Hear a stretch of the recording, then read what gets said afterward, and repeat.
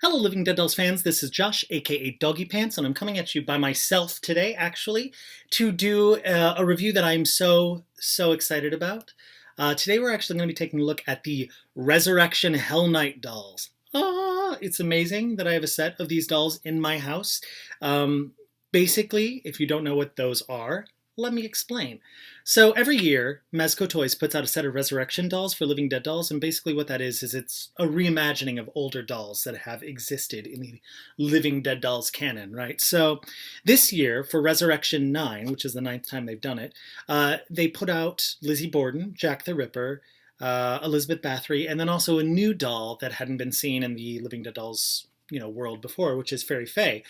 So we got the regular Resurrection set, we got the variant Resurrection set, and then for Hell's Night, which is the night before Halloween, also referred to as Devil's Night if you're from Michigan, like moi, they released another set of the Resurrection dolls, right? And this set is very similar to the regular Resurrection set, except that they are glow-in-the-dark, and they're very good glow-in-the-dark dolls. So that's a big thumbs up, just so you know.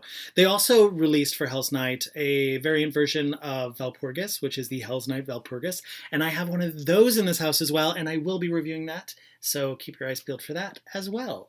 Before we get started, I wanted to say Mezco, unfortunately, didn't have an extra set to send me to review. Usually what happens is there will be an extremely damaged set or a test shot that's been lying around, if they're this limited, that Mezco will send to me to review. They didn't really have anything to send me. So, I was like, oh, bummer. They've sent me so many things. I'm so thankful. I cannot be upset in the least, obviously. But I wrote on the Living Dead Dolls group page on Facebook, I said, hey guys, I'm not going to be reviewing this set. It's a little too limited. And the amazing Faye LeVay, by the way, runs Living Dead Dolls Worldwide. She's one of the administrators there, and also one of the administrators of the Living Dead Dolls Morgue group page on Facebook. So check out both of those pages if you haven't already, because she's amazing. And also give her a shout out. She helped me get a set to review. Basically, I'm going to review the dolls and then send them on their merry way to the other side of the world, because they are going to Australia. Basically, she was able to get me Paul Mall's dolls. Paul Mall off of Facebook. So, Paul, if you're watching, thank you so much. You're freaking awesome. And everybody should tell him how awesome he is on Facebook as well. But yeah, so thank you guys so much. I really, really appreciate it. And I'm going to take super good care of these dolls as they get shipped off to you as soon as I'm done. Like always, I'm going to start with my least favorite doll and go to my favorite. I'm also going to show you the coffins. So let's just get started, right? So I'm going to show you the first coffin. Here we go. The coffins for this set are exactly the same as the other Resurrection dolls. So the Resurrection coffins this year were all the same, whether they were regular, variant, or this Hell's Night set, including the chipboards. The chipboards are very cool, though. They're very specific to each doll that we're looking at. So I will show you all of the chipboards. But it has red tissue paper. The coffin is black. It's a simple grain that we've seen on most Living Dead dolls recently. The chipboard, here, let me hold it up for you, says Resurrection 9. It says Living Dead dolls up there in the left-hand corner. And then it has a photo that corresponds to the doll that is represented. So we got, that is in this coffin.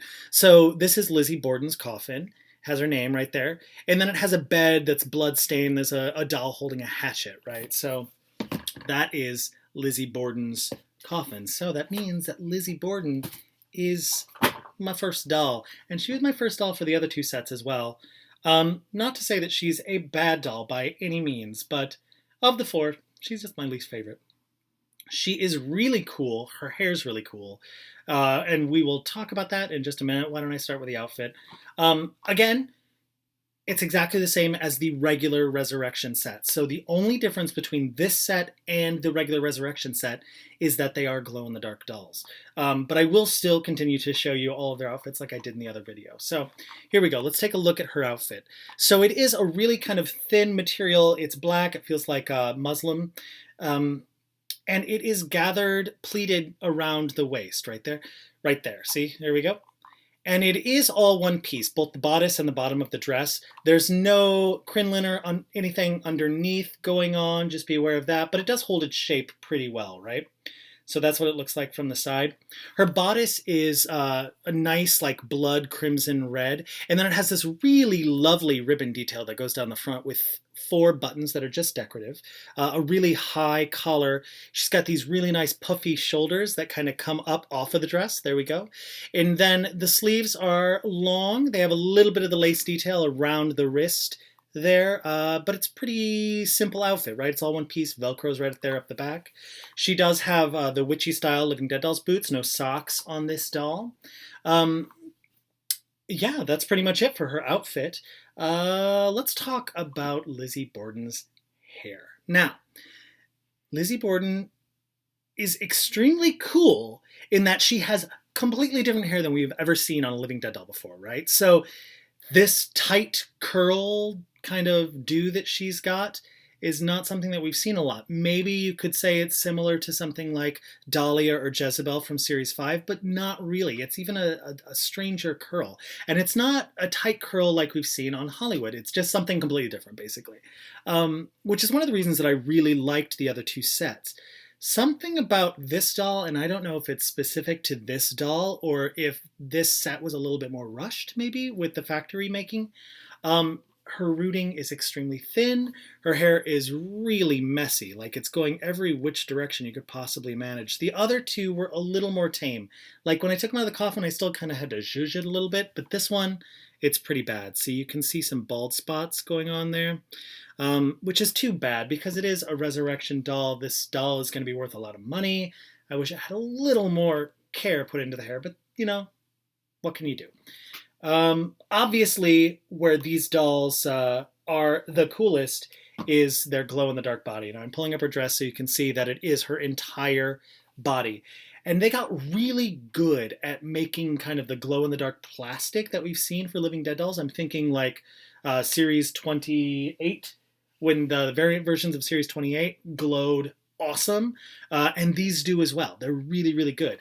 So just be aware of that. Like, look at her skin. It's kind of this translucent green. It's really, really pretty. She's got these haunting, beautiful brown glass eyes. Her eyes look very realistic, which is unusual for a Living Dead doll. It's another reason that I really like Lizzie Borden.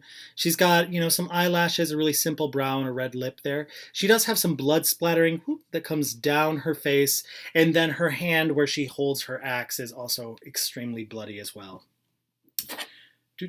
Speaking of her axe, she does come with that accessory. This axe is the same axe that we saw for the original Lizzie Borden.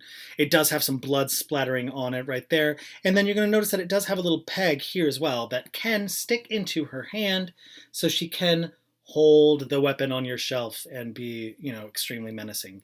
She is a peg doll. Her hand is not curved because the wood is a little too thick for this axe. But she still holds it pretty well. It's pretty nice. But that is Lizzie Borden. Moving on.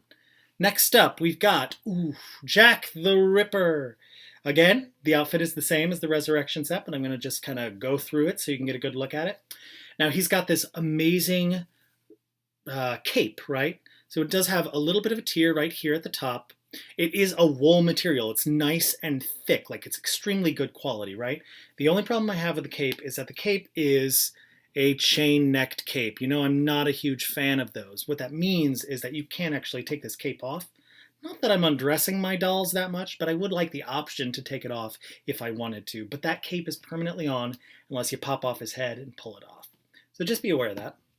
And that's true of all of the Resurrection 9 Jack the Rippers. And then he's got this really, really nice apron, right? So it's got this extreme blood splattering all over it. It does have a pocket in it as well, where you can stick his knife. Oh, and I forgot to show you his chipboard. Let me show you his chipboard really quick, just so you can take a look at it. Come on, there we go. Here we go. Wow. So see, he's got his knife there, and he's staring down a prostitute on the street, maybe Fairy Faye, although I don't think that is an actual representation of the Fairy Faye Living Dead doll, but it's exactly the same. Resurrection 9, Jack the Ripper. Pretty freaking cool, though. Yeah, anyways, so back to his apron. Blood-splattered apron, right? It does look like this could be an issue where it goes around his neck as well, but for the apron, which is really nice, there's a little piece of Velcro right here in the top right corner. So if you pull that down, You untie it in the back. I'm not going to do it. Well, I'll do it. I can tie it back up. Sorry, Paul. You're going to have to get my bow tie as opposed to the factory one. Here we go. You can take this off really easily, and then you can see his nice outfit below. And there are a lot of pieces to this doll, right? So we've got the apron, we've got the cape, we've got a shirt underneath that's attached to his pants, and then we have a vest. So that's 1, 2, 3, 4 separate pieces for him, 5 if you count his hat. So that's pretty freaking cool for a Living Dead doll. It's really well done. So let's take a look at the vest to start with. So it does have these nice stripes. It has 3 little buttons, and then it does Velcro here in the front, right? So it does open. You can take this off. And you're going to notice that he has this white shirt underneath. Now, different than a lot of Living Dead dolls with the white shirt underneath. I'm thinking Gregory, I'm thinking Damien. The white shirt actually has sleeves, and they're rolled up like he's getting ready to do some dirty work, right? Put on his apron, rolled up his sleeves, although he didn't manage to keep the blood splattering off it. Come on, Jack the Ripper, step it up. But yeah, then he's got this cute little black tie that is right there around his neck. The white shirt, like I mentioned before, is attached to this kind of gray plaid pant. It does have some strange pleating right here in the front, but you don't see that much. There's some blood splattering on his Living Dead doll shoes, which are standard Living Dead doll shoes. He does have black Living Dead doll socks as well. And then he has kind of the felt plastic hat that we've seen on quite a few Living Dead dolls, right? His one has kind of a smaller brim than we've seen before. You want to be very careful with these hats. They crack and break really, really easily, so just be careful with that. So then let's take a look at his body. Again, his whole body is glow in the dark, right? With the exception of what's painted red or blood splattered. But there we go. We've got some blood on his curved hand. He is a curved hand doll, so he can hold his knife. It's a pretty standard Living Dead doll's knife, right? Little blood splatter on there. And it does slide right into his hand so that he can be pretty menacing if you want him to be on your shelf when you display him. Yeah, let's take a look at his hair. He is a ginger, redhead, love it. Got some serious hardcore mutton chops. The hair is built exactly like we first saw on Sheena from Series 3, so it's kind of that fuzzy glued onto the head, not really hair, thinking Psycho Billy-like. He's got a really nice face paint, too. He's got a really simple, very slight pink lip. And there's a little bit of pink underneath his eye as well. You may not be able to tell in this video. He's got a lot of blood splatter on his face. His eyes are white with some red kind of around the side. He has these extreme like red eyebrows as well. It's a really nice paint job. Very simple. There's a lot of blood underneath his chin as well. It almost looks like his throat is cut, but it is not. Yeah. But that is Jack the Ripper. I'm going to leave his little apron off while we continue our review. So third up, and I've gone back and forth on which doll is in third and fourth place out of the sets. Sometimes it's Elizabeth Bathory, sometimes it's Fairy Faye. For this set, I'm going to make Fairy Faye third. Here we go, and here is her picture. Like, look at that.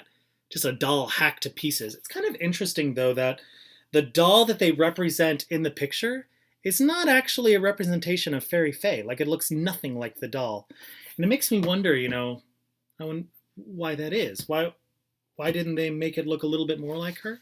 Maybe they did the renderings before she was completely designed. Who knows? But yeah, but that is Fairy Faye.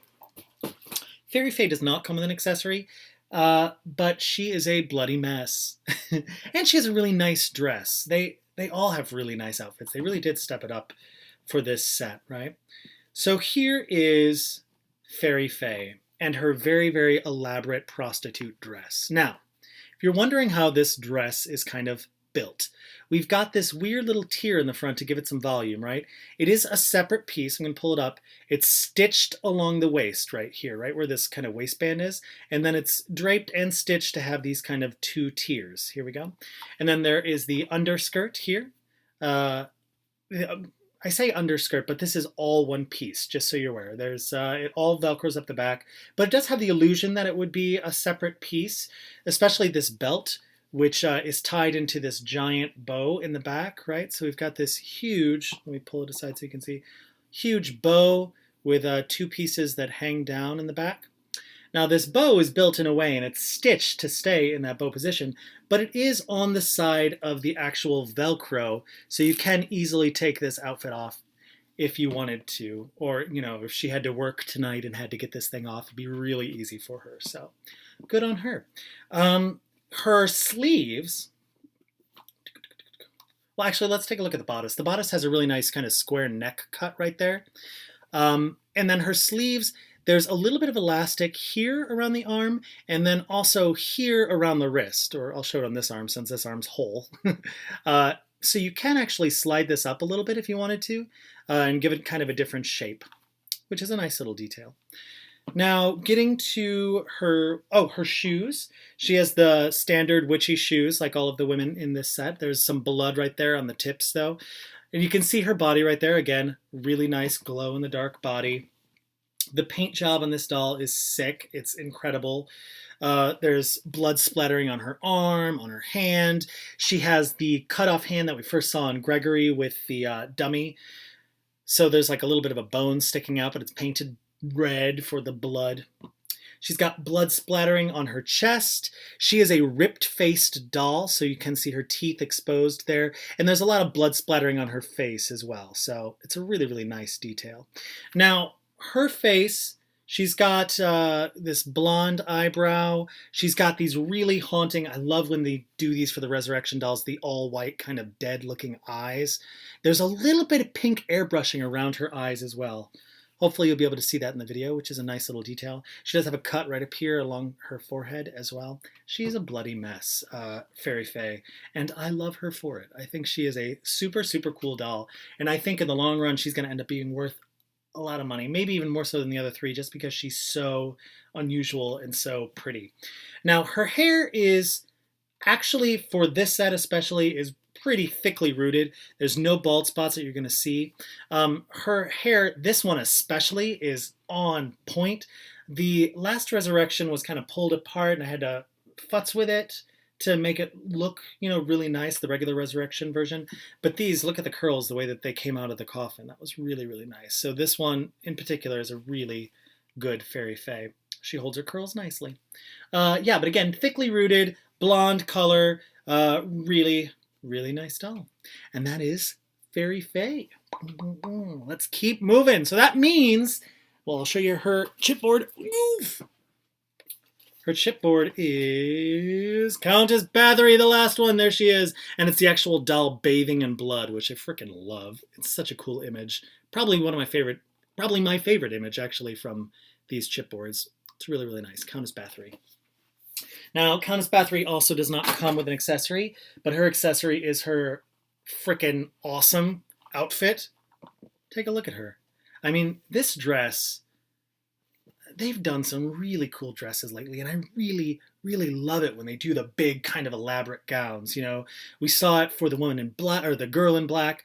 We saw it, the original Bathory. I mean, like those kind of dolls. I love it when they do those big outfits. I understand that they're probably expensive to make, and you cannot do that many of them in a set. But I always love it when they do. It's really nice. Shows that they put a lot of care into a doll. So let's take a look at how much care they put into this doll. So we've got this, it's almost like a satin material overskirt, or skirt, I guess. I'll show you, kind of goes all the way around. Here we go. This is all one piece, by the way, with the exception of the collar. That's a separate piece. And then it opens up here to give the illusion that there's a second layer, or second skirt underneath. However, this skirt is actually attached right there along the edge to give the illusion that there's kind of an underskirt, but it doesn't go all the way around, just be aware. There's a lot of blood streaming down this skirt. You're going to also notice a really nice ribbon detail and a couple little bows right there in the front. I'm going to open this up so you can see the really pretty fabric that they used for this underskirt. So it does have a little bit of a pattern there as well, right? There's blood staining down the front of this. You can't tell that all of the blood that's on this doll because a lot of it is a crimson blood red in color, but it's definitely there. You can feel that it's there. Her bodice, let me pull up her collar so you can see. That's her bodice. It does have a square cut neck and gives the illusion that there's a little bit of like two pieces there. Not two pieces, all one piece. It does say it's black in the back. There we go. It does have some gold trim around that square bit there. There's a little bit of white in the front and some gold ribbon that crisscrosses in the front, and then obviously it's covered in blood. Again, this is all one piece. It comes off with Velcro down the back. She has a nice puffy sleeve, right? That then tapers down into a regular sleeve here. Again, the satin material. There's a lot of blood on her hands. This is a very bloody doll because she's Elizabeth Bathory and bathes in blood.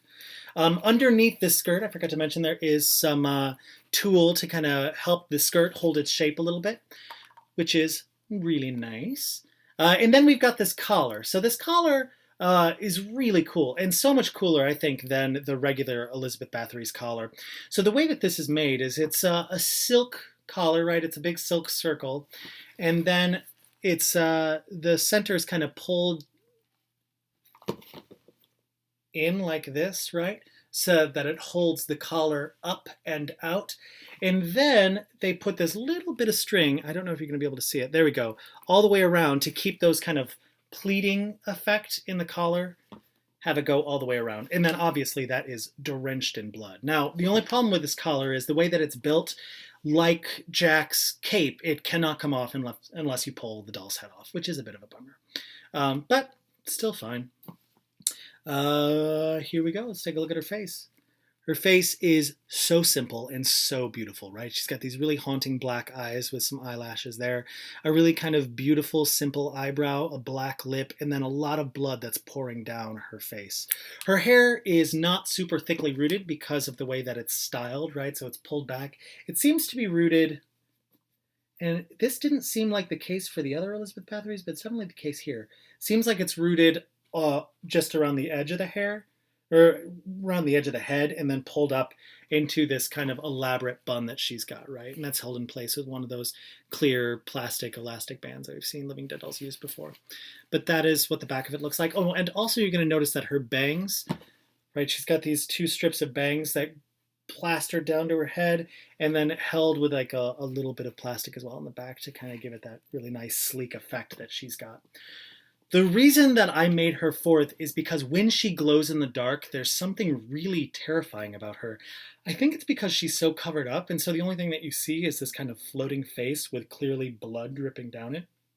I love it. I think she's super, super cool. And that is why she is my favorite doll from this Hell Knight Resurrection set. But that's it, right? So that's the 4 dolls. They're very cool. I know that, it's a lot of Resurrection 9 to have 3 different sets, but they're super cool, and I always love a good Resurrection set, right? So they are worth buying, and because they're so limited, no matter what you spend, you'll probably get your money back for them. But this is it. The Resurrection 9 glow-in-the-dark set. Now I am going to let you see what they actually look like when they glow in the dark. Cool? Hold on. There they are. Thanks so much for watching, guys. I'll come back soon with Hell's Knight Valpurgis. Bye. Thanks, Paul Mall.